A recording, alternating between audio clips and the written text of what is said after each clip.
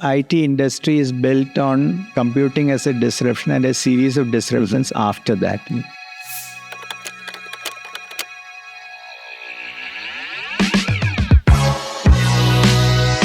It was not, thought of as an entrepreneurial journey. It was thought of as starting something on our own. And I don't imagine that after graduation, joining a startup or being a founder of a startup was even on anyone's mind at the time. The only place where you can recruit large number of people, convert them into software professionals was India. Infosys has won every award that's possible to win. How much we are able to invest behind research. Today, I think the number is about 0.7% of GDP, while developed countries are somewhere in 2 to 3%. China maybe 3 to 4%. This industry is noticed around the world. It's because of the scale, size, and it's not one company. It's a phenomenon. State of academic institutes is kind of a reflection of the state of the country.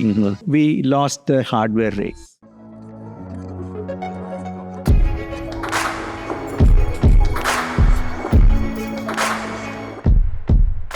Kris, welcome to SparX. Really looking forward to this conversation. I think IT services is so important for the country. It's, I think, nearly $300 billion of export. Very, very important source of foreign currency for the country. And this whole thing started in 80s, where there wasn't any visible startup ecosystem or any kind of funding available and so on. So I want to take you back to early days. And I know you've documented that very well in your book, Against All Odds. I really enjoyed going through the book and realizing that how much effort went into in the 80s and 90s to create this ecosystem. So, but let's just go back in early 80s, Kris, when you just graduated. And I don't imagine that after graduation, joining a startup or being a founder of a startup was even on anyone's mind at the time.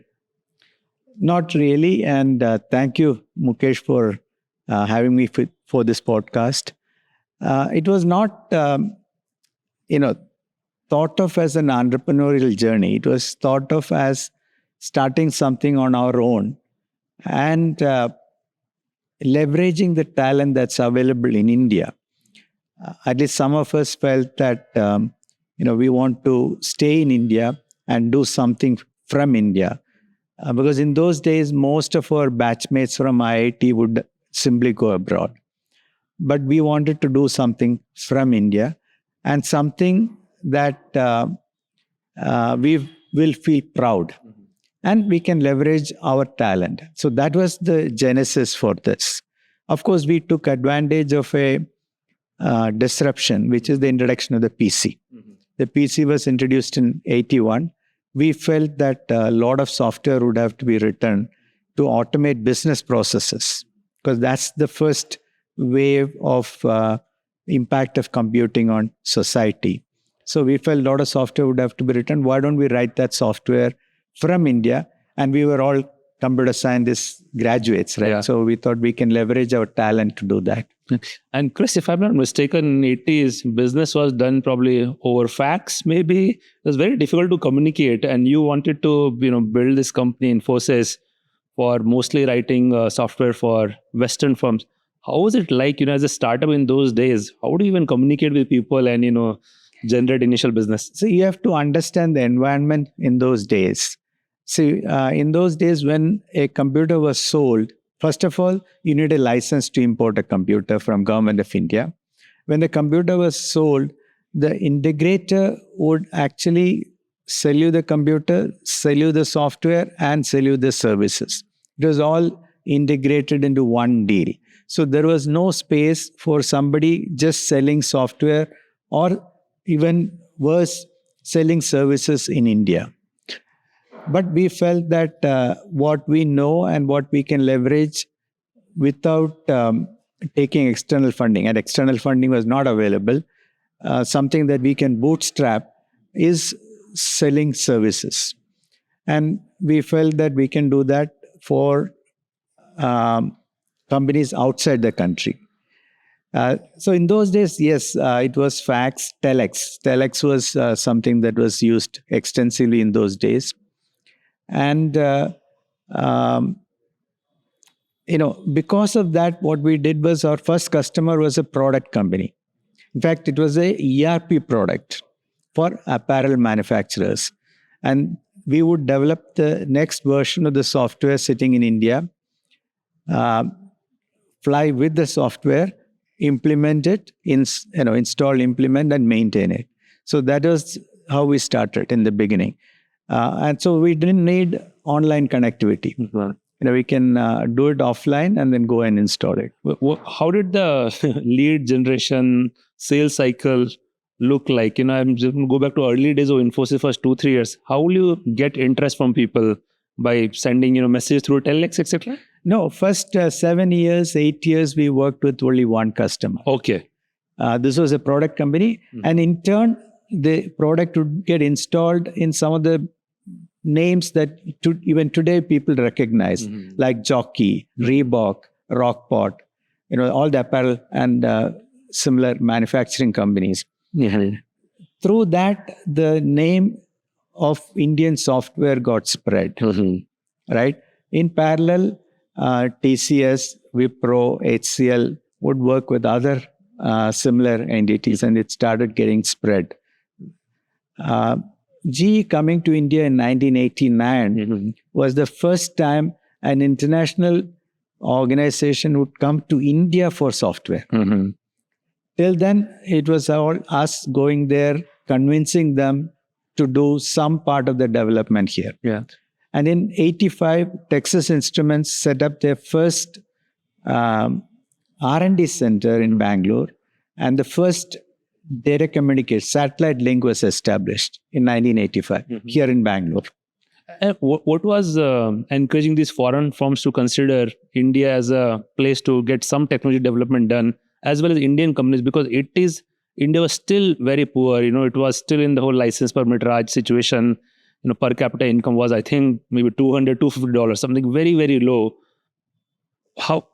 What was, inspiring this creation of very tiny IT ecosystem in the country? Because it's hard to imagine, people were writing software in those days. This is like 50 years ago. So it's just passion, leveraging our knowledge and passion for doing this.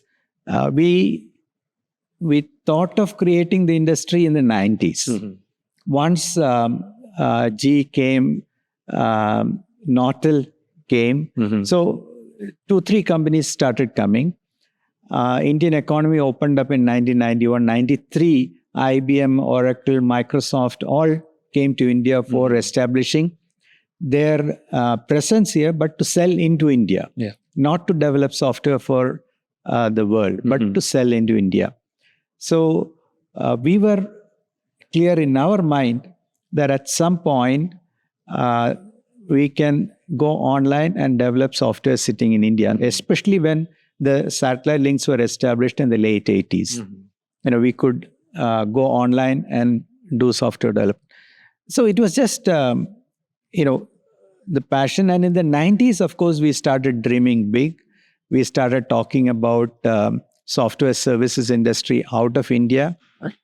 And late 90s, with the Y2K, the internet boom, we started thinking about growing very rapidly, India becoming a base for software. See, the large number of people were required. The only place where you can recruit large number of people, convert them into software professionals was India. So, that was the whole premise, leverage talent from India, deliver for customers around the world, sitting in India. So that whole premise really worked out in the 90s and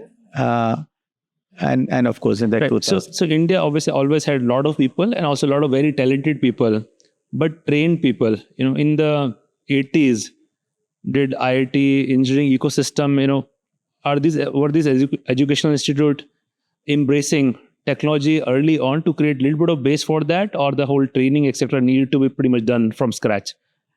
So the base was created. In fact, India recognized very early on that this new area of computer engineering, computer science was very important for the world. In fact, in the book, we talk about Homi Bhabha coming back from a visit to, I think, Cambridge, and wrote a note to TIFR people saying that we must actually develop a computer, create a computer at TIFR in India, and India must get into computing. They did develop a computer called TIFRAC. In those days, that was actually equivalent to the best the IBM had. Wow. But unfortunately, we shifted to focus on software. We never went on to manufacture this product. It was developed in the lab and remained in the lab. Wow. So we lost the hardware race. Yeah, and I think this was in late 60s, I think. It was Early 60s. Early 60s. 1959, 60. So very early on. And in 63 or 64, IIT Kanpur started the first computer science program. So we were there early on. And the early professionals came out of IIT Kanpur. From IIT Kanpur, Professor Muthukrishnan and Professor Mahabala went to IIT Madras to establish computer science. Professor Rajaraman came to Indian Institute of Science. They were all trained at IIT Kanpur. Right. Then Phatak went to IIT Bombay. So, all other IITs also started getting into the game. Sometimes we don't realize, that we are beneficiary of the early pioneers. For example, I studied computer science at IIT Kanpur, but didn't realize, I've never looked into when did it start, and it must have taken, someone's vision at that time in 60s. Almost India had no business of thinking about starting a computer science degree. Yes, and think about this. See, IIT Madras in 1973 got IBM mainframe. Okay, so they had just started the computer science program, and Professor Mahabala was the head of the department, and he asked the government of India for the most powerful computer in the world for IIT Madras. So they got an IBM mainframe, which in those days was the second largest computer in the whole of Asia. Whole of Asia, IIT Madras got it. So people were audacious and people thought big. And the reason why this industry, got established in India, I believe is because of people like that. And that's the reason why when I stepped down from Infosys in 2014, I decided that we must document their story in their own voices. And that's the genesis of Itihasa. And from that, we wrote the book. Right. Maybe tell us more about Itihasa, because this, what was the journey, what kind of people were you able to talk to, and what kind of stories came out, and where is all that content available for people to be able to maybe go back and want to understand the, rise of Indian IT service industry, what resources are available? So I was very proud of what we had accomplished, because to create from nothing, almost nothing, from a country which is still poor, to develop software for the first world, to the developed countries, to the largest multinationals in the world, to become an industry that's about 7-8% of India's GDP, about 20% of India's exports, today 7 million jobs and high-paying jobs, right? So I was very proud of what we have accomplished. And these are all first-generation entrepreneurs. We were fierce competitors, but we worked together to create that industry. I feel that if we had stayed as individual companies, some individual, let's say, accomplishments, this industry would not have been recognized. We positioned India as a destination for software. We created this industry. We worked very closely with government of India. So that's why I was very proud of what we had accomplished. And I wanted to work with all these people to produce this. So we interviewed 57 people across academia, industry, hardware, software.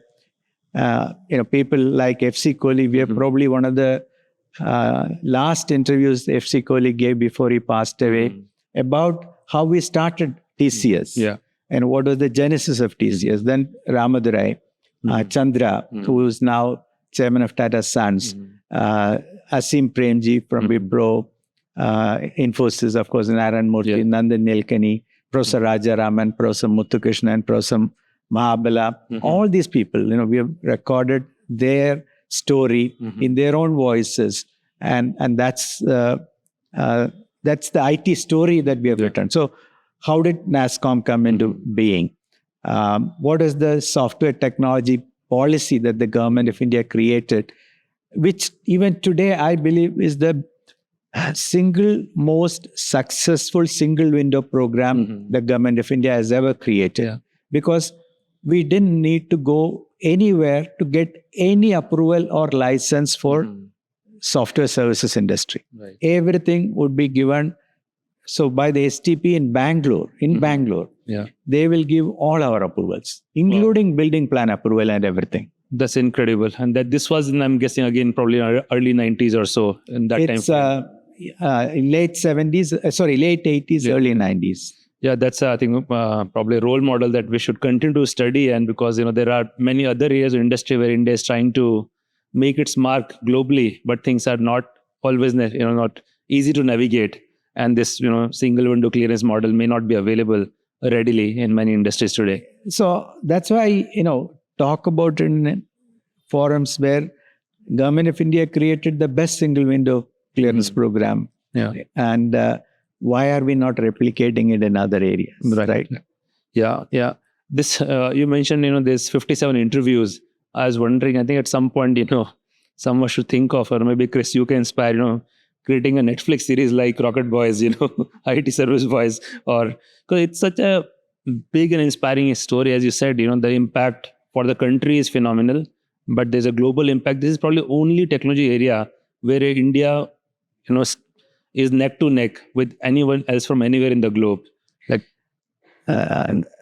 yes, I know. I can't, but repeat the same thing. It's all available in the Itihasa website, all the interviews.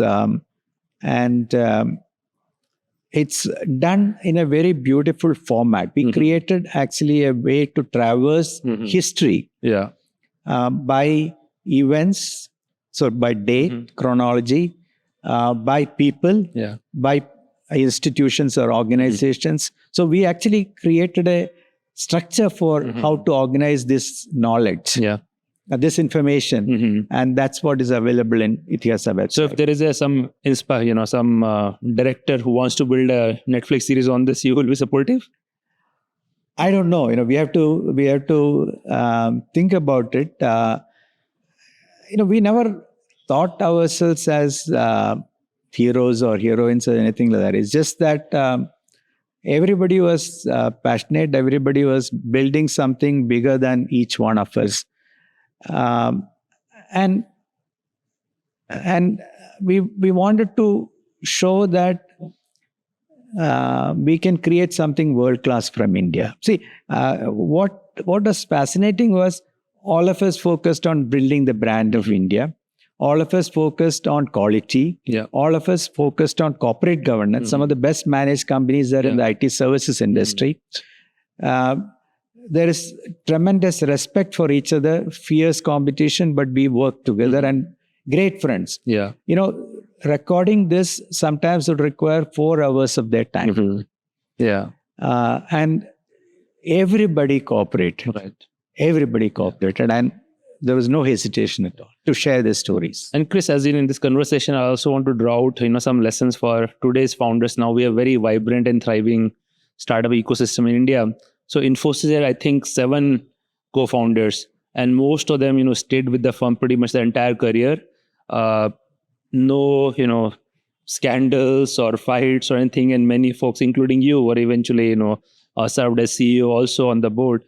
It's not easy for, 5, 6, 7 smart, driven people to coexist, work together and navigate the founder dynamic, which we see a lot of issues of that today. Even 2 or 3 co-founders, first thing that goes wrong with the startup is founders are just not able to get along. And, there's not enough time to recover from that. But it just tell us about, this whole navigating that, creating that, friendship and in a must be stressful environment, coexisting and capitalizing on each other's strengths. So just like we built an industry, building an institution, building an organization is a long-term, long-term goal, right? We have to give it enough time. We have to work together to build something which becomes an institution. So the purpose is more important than individuals. The goal is important. So we had the vision of creating something that goes beyond the founders. Because the founders were not related to each other, from the beginning we knew that we need to be very clear. This is not going to be family run, it will be professionally run. And one of the characteristics of a professionally run organization is succession planning has to be given high priority, and we need to have a process for making these transitions and things like that. There also has to be a process for decision making.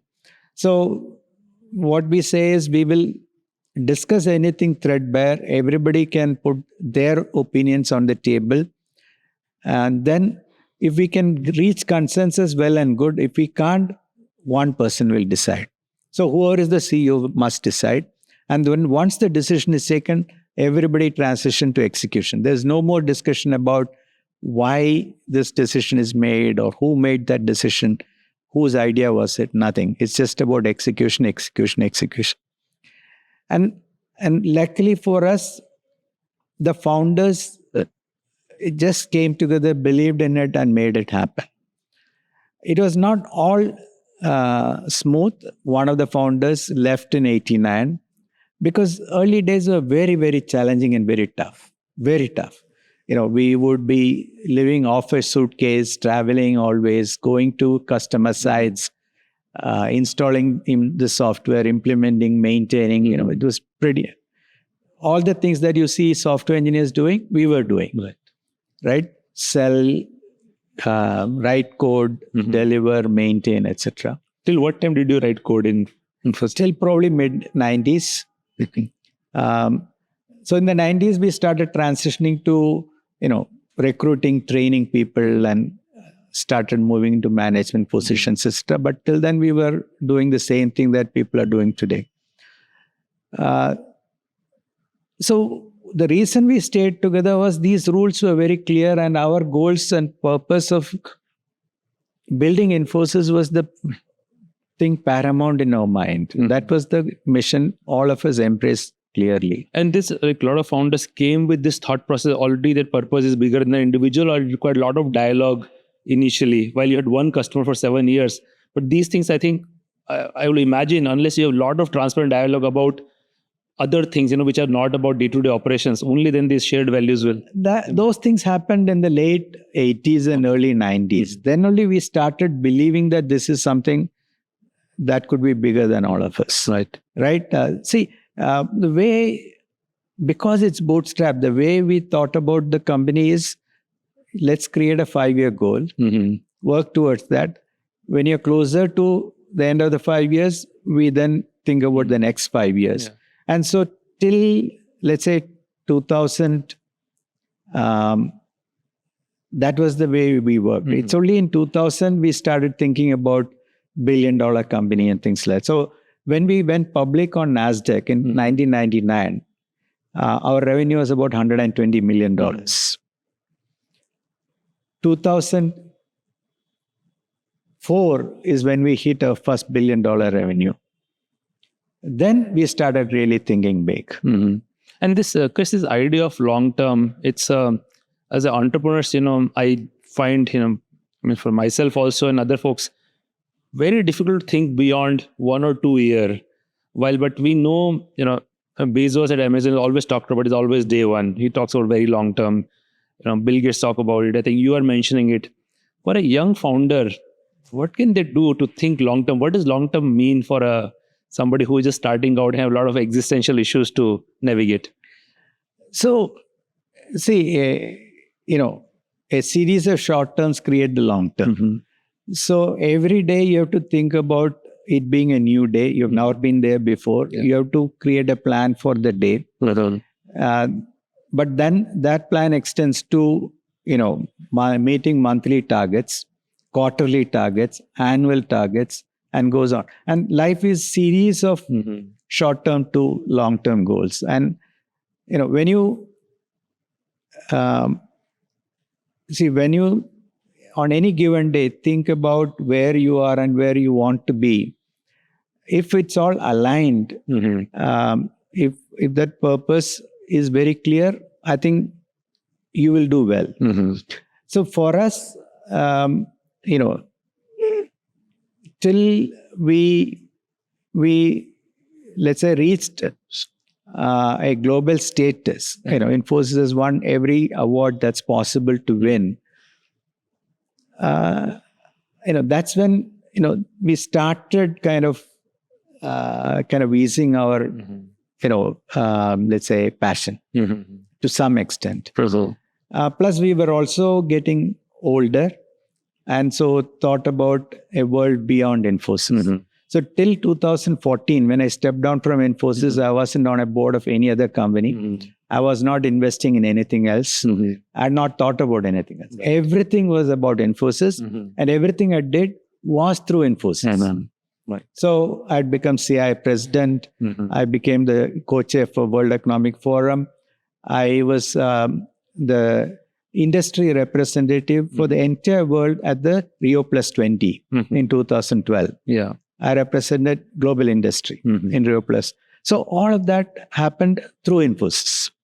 Right. So you were kind of all in and thinking about just one thing, and you take almost 30 years. Through that, I could accomplish many things. Right. Right. So everything was the platform that we leveraged to do all the things we wanted to do. Since you mentioned NASSCOM, I just recall actually, I think when I was in college, it was in, I think, 95, Devang Mehta came to IIT Kanpur, and he talked about NASSCOM and Indian IT services industry so passionately. Like, you imagine this 30 years, I still remember that talk. And now I'm realizing, you mentioned that, Infosys only hit $100 million in 98, 99 time frame. So it was so early for the industry, and yet you have an industry body, you have somebody like Devang, unfortunately who passed away very early, championing the industry, going to college, and now I can imagine he was there to basically excite, all the engineers to consider joining IT services. That shows a lot of foresight. So thinking big, having that passion, having that vision, the theme of industry building. I firmly believe that if this industry is noticed around the world, it's because of the scale, size, and it's not one company. It's a phenomenon. Yeah. Right? So that's my message to founders today. Yes, you're building your company and you have to do that, but also think about building an industry. Think about the larger purpose, because if you do that, the impact will be huge and you will build your own company. Right? So I think it's important for us to have that larger dream of building an industry, building the country. All of these things are very important. Right. Yeah. I think as an entrepreneur, one may not realize, but indirectly you are obviously creating jobs. In case of IT services, you may end up creating the whole industry, and which also benefits country at a strategic level. We have that opportunity because with disruptions, technology is creating, with disruptions in geopolitical disruptions that we see now. India is yet to develop, so that itself provides an opportunity, I believe, to create new models. See, the 20th century of model for development has brought the world to a world whose survival is in question today, right? Climate change and sustainability issues, health crisis, crisis of disinformation, and questions on, is democracy going to survive? All of those things happen because of the 20th century model for development. Right. India is yet to develop. Now, do we follow that model of development, or do we create our own model for development? And that's the opportunity that entrepreneurs have today to create the 21st century model for development. Yeah. And that's why I think we need to take advantage of all of these things. If you want to do something unique, something different, and something that will position India differently, hence it will position you, the founder, differently. Right. Yeah, I guess, for today's founders, in some ways, a lot of groundwork has already been laid. I think we have access to, which may be challenging also because you have a much more competitive environment. That's the thing. Every day is a new day. Yeah. You can't say that the groundwork is done. They have to do their bit. Right. And they have to create their own path. And they have to build that future. Right. Kris, after Infosys, one of the first thing you did was starting this brain center at IISc with a significant contribution. And in your book, I was reading this anecdote that, even I think in your college days, you were programming and trying to, write program to read brain signals and do something with that. So this looks like a passion that was there from the early days and stayed with you throughout your career. Well, it goes way back. My parents wanted me to become a doctor. I didn't get admission to MBBS. So, I switched to physics and then to computer science. Over and above that, every development in the field of computer science has come from us wondering about the brain. If you think about two fundamental principles that created this field, one is the von Neumann architecture, and the second is binary algebra. Right? So von Neumann wondered about the brain, and he said there must be separate areas in the brain for processing and for storage. Yeah. And that's the von Neumann architecture. Similarly, George Boole created Boolean algebra because he thought, we think logically, so brain must be a binary system. Both were wrong, but two wrongs created the field of computer science. So very similar, I feel, if you look at the developments in deep learning. It's about us wondering how brain processes information through stages of processing. One refines the next, it gets refined in the next level and the next level. The levels in deep learning and things like that. So us wondering about the brain creates new models of computing. I believe that we are really at the crossroads because what we are doing is throwing the power of computing at the problem.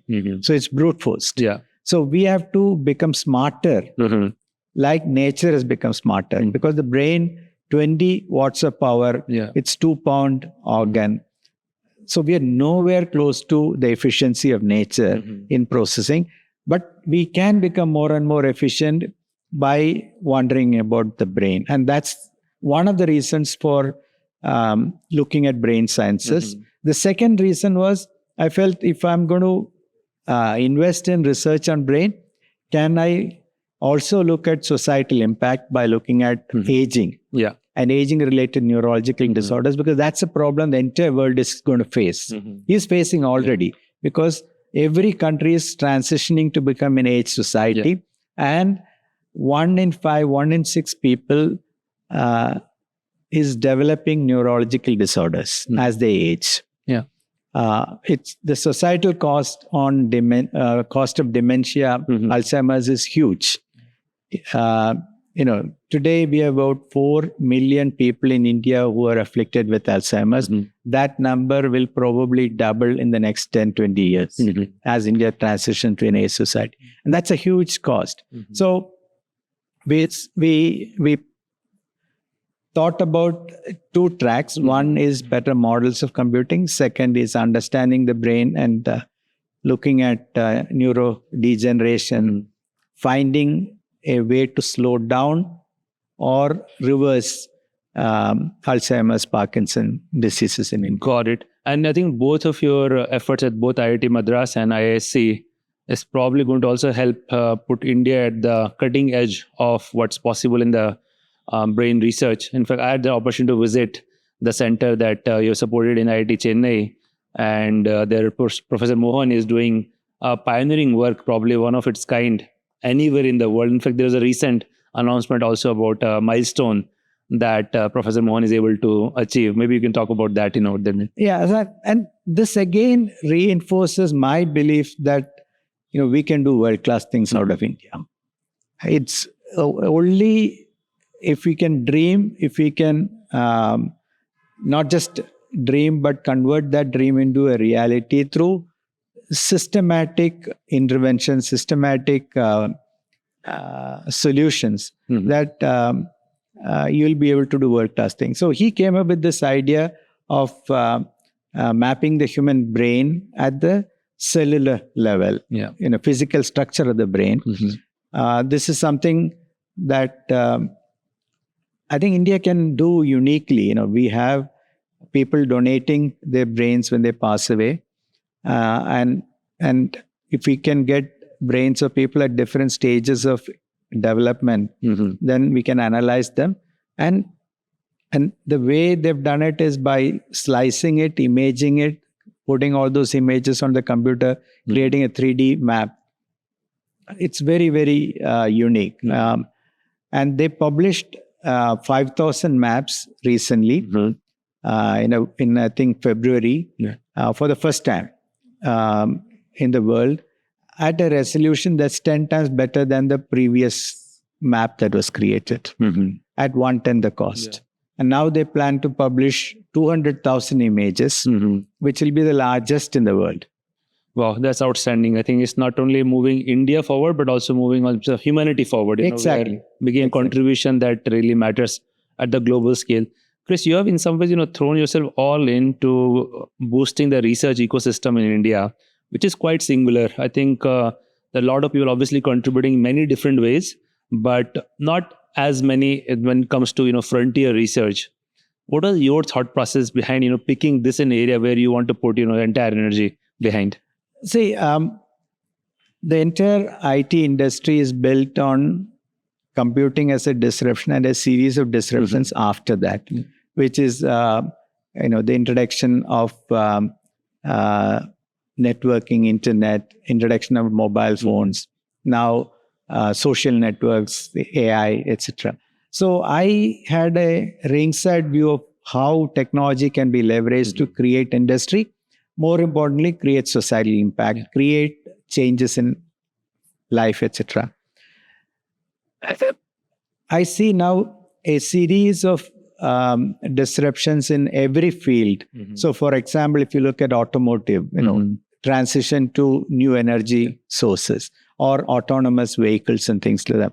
If you look at healthcare, there are many transitions that are happening. Our own perception of healthcare transitioning from disease management to managing the health or wellness, and leveraging wearable technology, tracking a person's health 24/7, continuous monitoring of health and things like that, self-management through feedback. If you look at every field, and I can go on and on, there is a transition happening. It is in those transitions that new leadership can be created. So I felt that India has an opportunity to identify areas where we can be part of these inventions or these discoveries and create industries where we have the right to win. Right to win means we must have people who are passionate and understanding, who understand that area, the applications. Luckily, we have a large market, 1.4 billion people, and a lot of problems to be solved. So we have a right to win in many areas, and we need to take advantage of those and create new industries. That's the reason why I believe that if India has to transition to becoming a developed economy in the next 30 years, we must invest heavily into R&D. And I wanted to do my bit in investing in R&D, in brain sciences, and beyond that, creating a culture of research, investing in research, and creating a pipeline for translational research and deep tech startups in the country. And research is a ecosystem thing. It's not in isolation, especially fundamental research, which requires patience, lot of iterations, lot of failures, and so on. A little bit also depends on as a country about how much we are able to invest behind research. Today, I think the number is about 0.7% of GDP, while developed countries are somewhere in 2 to 3%. China maybe 3 to 4%. What does that mean? On one hand, we can say we can still be very efficient with the 0.7% that we get. It's not negligible. Absolute dollar value is still meaningful. But then there is a journey also at our stage of development.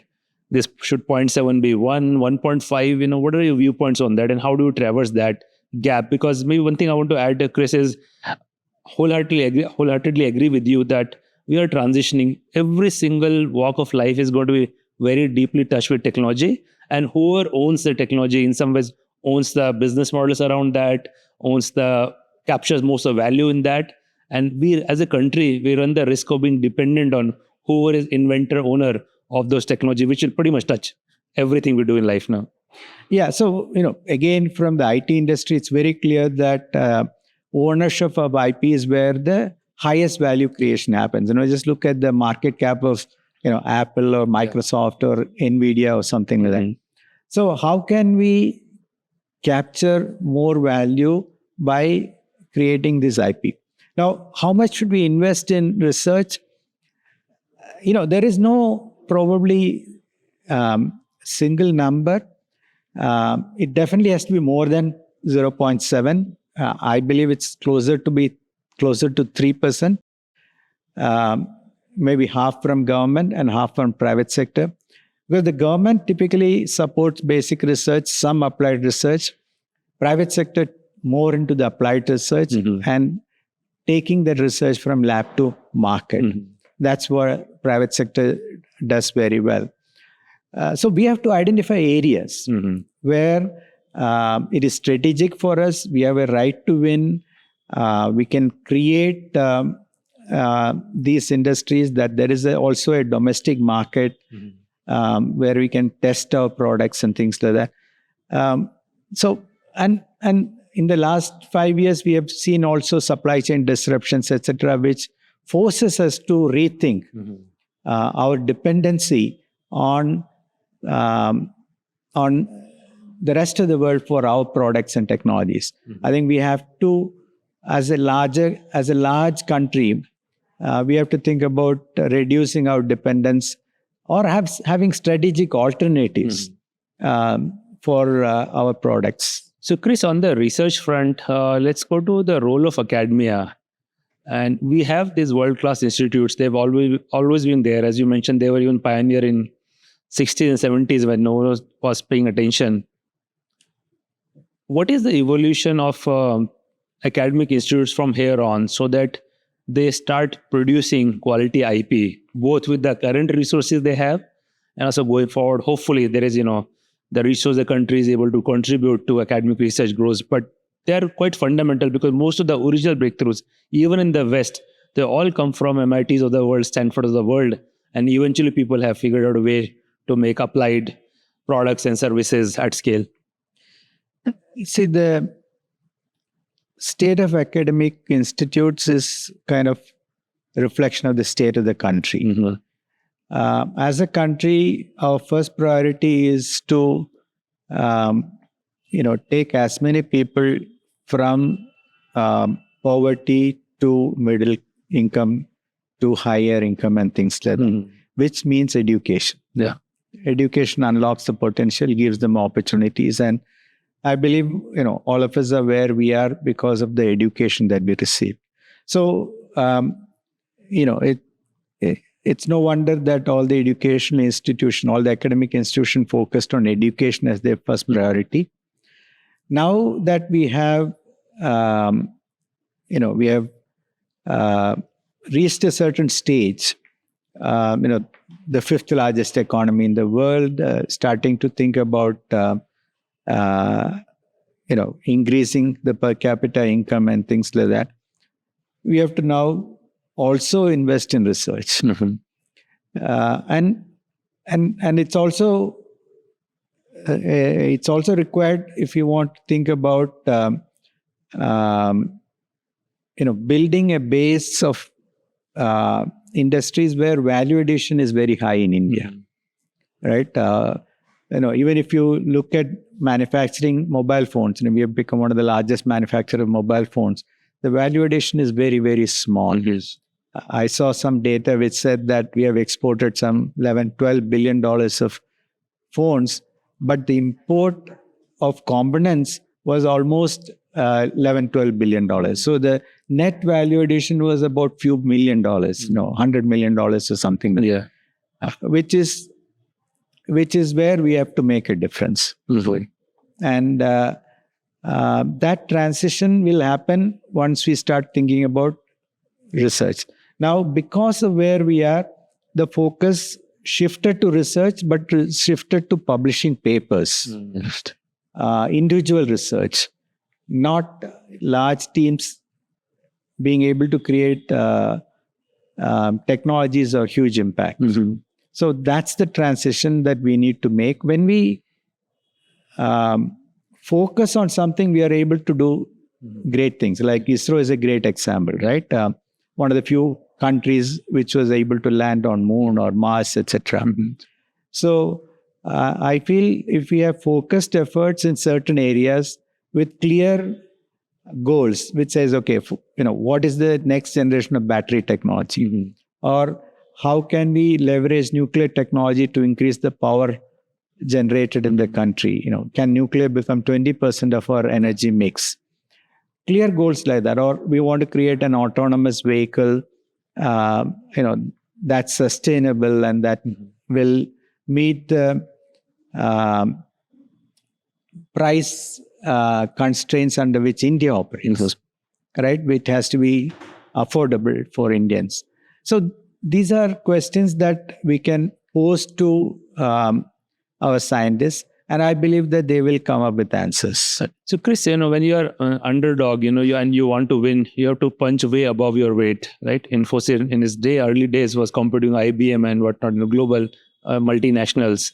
But for Indian academia, it looks like they are not even today, matching pace in terms of contribution to original IP. What is the unlock for them to, with the resource we have, but the incredible talent and great facilities also kind of overall, what is stopping them from, making the contribution count? It's just that we need to, create that mission. And they also, of course, need to embrace it. Can't be from outside, right? They need to also believe in it. We have to create that environment in academia for doing that. Even in the best of our IITs now, money is not the issue. It is the few missions that they can focus on and create impact. It will take the next few years to make that transition, but I'm seeing that early signs of this happening. We need some successes, and these then will inspire more number of people to take on these things. See, in the last 15 years, we have created hundreds of unicorns in the country. Right? These are world-class startups, which some of it will become multinational corporations in the future. So, the transition to becoming a research powerhouse, creating IP in certain fields, I think will happen. It'll take little longer because the dependency on the system and research is a little bit more unpredictable. You have to be at the right place at the right time. You have to ensure that you have original IP. You can't impinge on somebody else's patent and things like that. So you need original IP and things like that. So it will happen. I believe it will happen. See, the 100+ unicorn you mentioned, a lot of them are people who are graduates of IITs, RECs, other colleges as well. But mostly people who have done their undergrad, and at some point they found an opportunity and they figure out a way to build a unique solution, value proposition. But we don't see PhD students coming out starting companies or professors or jointly, because in West we see a lot of that. All original IP companies typically have that pattern. Google founders were doing PhD at Stanford and dropped out to start Google, and numerous other examples. What can we do to catalyze that part of the ecosystem? So we need deep tech specialized funds, Mm-hmm. which can run for maybe 15 years, billion-dollar funds, because you need to invest in multiple applications or multiple areas, Mm-hmm. so that some will succeed. It is like having a portfolio approach. Yeah. So deep tech only funds able to invest, let's say, in 30 ideas, Mm-hmm. so that let's say 3-4 will succeed. So that's one. We need the team to stay together for 15 years. So commitment to support them for 15 years. Mm-hmm. And all of these things have to fall in place. I'm hopeful that it will fall in place. So I'm pretty sure there will be many VCs will probably watch this. Some of the younger VCs watching this who feel passionate about deep tech, for them to come out and start aspire for $1 billion fund. Do you think it's feasible, and what will you advise them? How should they go about creating? Because I think both you and I will be happy if many such deep tech funds come out, whether $1 billion or $250 million. What should they do to, because there are not that many success in deep tech. How can they raise money? How can they build conviction that they can actually build real value out of doing deep tech investment? You see, all of these things, somebody has to do first step, right? You can't wait for everything to fall in place.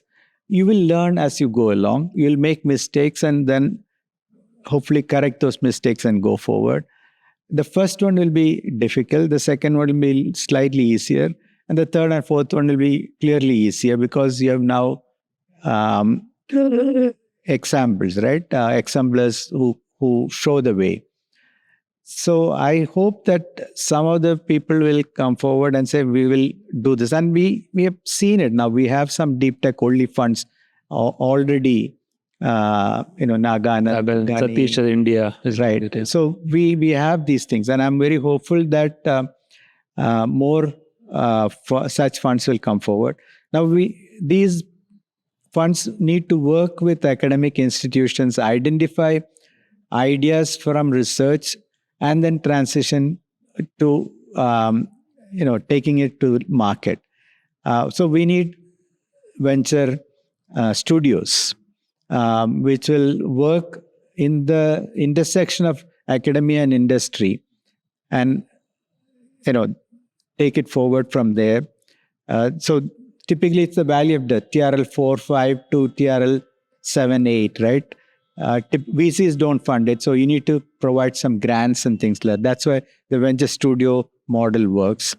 At Axelor, we are trying to do that. We have 3 startups which we believe all will now go for either significant acquisitions or IPOs in the future. We need professors who want to become entrepreneurs, or students, PhD students who want to become entrepreneurs. Again, the first few will be pioneers. After that, you will have more people following. This will also probably increase the admissions into PhD programs. So all of these things are, I think, things that need to be done. Kris, I know you work fairly closely with the government. So somebody looking to start a deep tech fund, what kind of leverage they can get from the government? Because that's a good catalyst, can show signals to other people they may be trying to raise money from. So what is the role the government can and ready to play? So government, because of all this, position papers and discussions and all that stuff, has realized that they also need to invest in research, and they are increasing now. You have the quantum mission, you have the AI mission, you have deep tech fund of funds that the government has created. Mm-hmm. The first fund of fund was a general purpose fund. The second one is actually a deep tech fund, 10,000 crores. And they hope to invest in deep tech only funds. So you will see 10,000 rupees, 10,000 crores coming from government into the ecosystem. There's another 10,000 crores under DST. So the first one is under Ministry of Commerce and Industry. The second one is under DST, which is also 10,000 crores. We'll also invest in deep tech only funds. Yeah. So I'm hopeful that this can actually act as a catalyst to grow that ecosystem. Right. This is the right time. I believe this is the right time if you want to look at deep tech startup, deep tech funds, etc. Yeah, I think a little bit of it goes back to an ambition and what you said, someone needs to be really first. So probably I think people also need to put that bold ambition out there that we really believe that time is right. Time is right. And also critical, I think, and the government also realizes from strategic autonomy perspective how important that is. So maybe a lot of these things can they all come together, right? You mentioned, some of these missions in the mission mode, right? We heard everything from semiconductor mission to quantum mission to AI mission. Maybe the question I want to ask you about more from the AI perspective is last 2-3 years, the world is again changing very, very rapidly. Every week there is a new development, and there is a sense, from in India that are we being left behind? The two narrative, one is slightly pessimistic one, which is, perhaps, we are being left behind with this happening.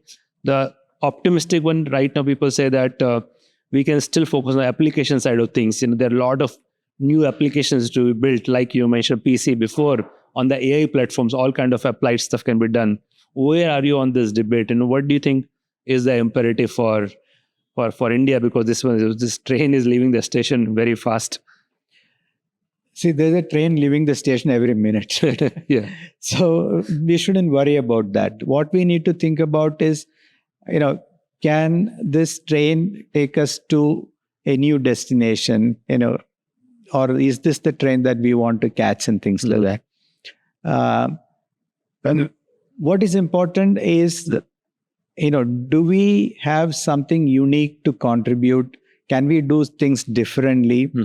When you're coming from behind, you have to think of doing things differently. And that's what I would say. There are significant opportunities still, even in creating a foundational model. Because the existing foundational models are brute force. You have seen the issue of hallucination. In fact, as the power increases, it looks like the hallucinations also increase. Yeah. Right? Because the paradigm that they use, the principles that they use about goal seeking, the systems become better and better at goal seeking, which means that they will actually falsify the answers to get to the goal. And it also depends on the training data and things like that.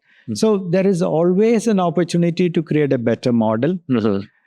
There are opportunities to create models based on the uniqueness of India, because these models represent the society and the culture and the people that have contributed data to build these models. Right? It is our knowledge that has actually built these models. So India has, I think, certain unique perspectives and unique experiences which can probably create different models. So we need to think about that also. Can we leverage these models to create a different future, a different solution, different answer to the same question? Today, if you ask, should AI be used in education? The models would answer based on, I believe, a developed world perspective. It's not going to bring in the India perspective about affordability, accessibility. A lot of kids don't have a device to access the internet. They don't have internet access. Right? So it does not bring an India perspective in the answer that it will provide. So there is always space for a new. So would you say it's critical that India has to figure out a way, foundational models which are rooted in the source of truth, which is a lot more Indian in origin and understand the cultural nuances and the diversity that we have in our country? So I would say we have to pick and choose where we want to play. Right? I don't think there is a right answer or a wrong answer. That's why I always say, we create a right to win and we go after that. So it needs knowledge, it needs passion, it needs people, it needs a market. We need to have a goal. And of course, we need money. And we have limited resources, limited money, limited people. So put it to the best use. And what will be your advice to deep tech entrepreneurs? Because they are also the people who are taking career risk and starting a deep tech company in an ecosystem which is still very, very early. And as somebody, maybe, when you started Infosys, again, there was no ecosystem, but you figure out a way to survive and thrive in the ecosystem. How should, today's deep tech entrepreneur operate in this ecosystem, which is still emerging? Yeah, so each person has to evaluate their ability to take risk. Mm-hmm. So if you are able to risk your career for the next 10 years, 10 years is the benchmark. Deep tech is typically longer, right? So if you are able to risk your career for the next 10 years, if you have some backup plan and things like that, I think people have to take risk, right? It's like, why do some people do bungee jumping and many others don't do that, right? Yeah. There are people like that. Deep tech is more like, I think, skydiving right now. Bungee jumping is easy. Yeah, so you have to, there will be some people, and I hope there are some people. Mm-hmm. Right. Kris, you have also, I think, through your work, I think, you often talk about the cultural heritage of India, things like, the ancient scriptures of India with them as a source of knowledge, Ayurveda, and so on. What is, I want to hear your perspective of this, in this, we are in some ways trying to modernize really fast, the role of our cultural heritage in that. See, to me, what is fascinating is that 5,000 years back, people without, without the tools that we have, without the science that we have, without many things that we have, and the population was very small, thought deeply about mind, thought deeply about understanding the universe, understanding the health, understanding the body, and captured their thoughts through scriptures and things like that. Now the method they used, because initially it was our oral tradition, knowledge was passed through oral tradition. Later on only it started getting captured using script and things like that. But still, all that knowledge was available. Some of it is lost, but us understanding that thinking and then extract those that are still applicable. Some of those principles are still applicable. Yeah. So, for example, the role gut plays in our health. Yeah. Food plays in our health. We are all understanding now better these things, and we are coming full circle, I believe. So to me, it's like you have classical mechanics and you have quantum mechanics, right? Classical mechanics works under certain circumstances. When we think about objects that are extremely small or objects which are extremely large, classical mechanics no longer works. Yeah. You have to go to quantum mechanics. So very similar to that, actually. Maybe when you have fever and you have an emergency, you need to look at allopathy and things like that. But when you're thinking about wellness, right, things like, do you need to think about yoga practices which addresses physical well-being and mental well-being?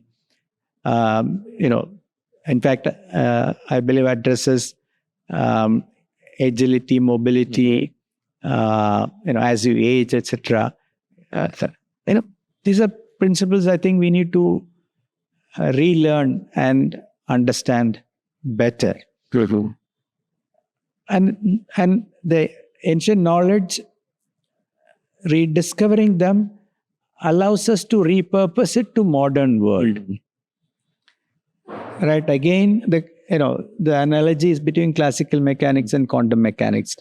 So there is a role for that knowledge to help us in today's problems and issues facing society.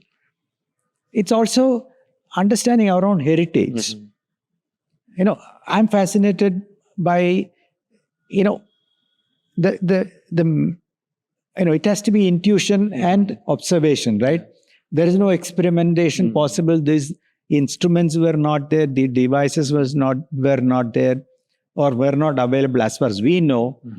So how did these people even think about these things? Yeah. Right? This number 108, right? The distance to moon to distance to sun, 108 multiple. So the role 108 plays in Hindu scriptures and things like that. I don't know how they even figured this out. It's that itself to me is fascinating to understand. So that's other, I guess, very large unfinished project of going back and understanding all that you say from 2000 to 5000 years ago that people here figured out, and a lot of that probably has relevance, which we have seen with the rise of Ayurveda and yoga and meditation. I think now it's as scientific as anything one can get, or at least scientific evidence. I'm sure was scientific in a different way back then as well. So, but that's also within government, private actors, better storytelling, perhaps also better product and service creation to kind of really own what is rightfully ours. Yeah, we have to integrate all these things, and that again is an opportunity for India. There is better understanding of our own health now, as we all live longer. There is a better understanding of how to create a better society, how to create a better person, what is happiness and things like that. So these are questions now, again, people are starting to ask. And these are questions 5,000 years back people have asked. And they have come out with some answers. I think we need to integrate these things into our life. And it's an opportunity. This is something unique that India can provide. Yeah. So that's where I'm coming from. Right. No, absolutely. Kris, I want to just thank you for, playing such a pioneering role in the creation of an industry that is so critical for the country, as well as, continue to contribute so much to the whole research ecosystem, which is absolutely necessary if India need to keep marching forward, in the coming decades. So thanks so much for taking the time. No, thank and you, inspiring Mukesh. me and everyone else. I enjoyed the talk. Thank you.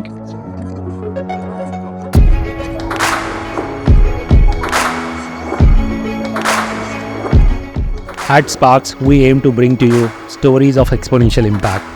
We share in-depth analysis of what goes behind success stories. If you find our conversations interesting, you can join us by subscribing to our YouTube channel. You can also listen to SparX on Spotify, Apple Podcast, or any other audio platform of your choice. If you have any suggestions on who we should invite or what topics we need to cover, just let us know in the comments. We are always listening, looking for ways to improve, and keep getting better as we go along.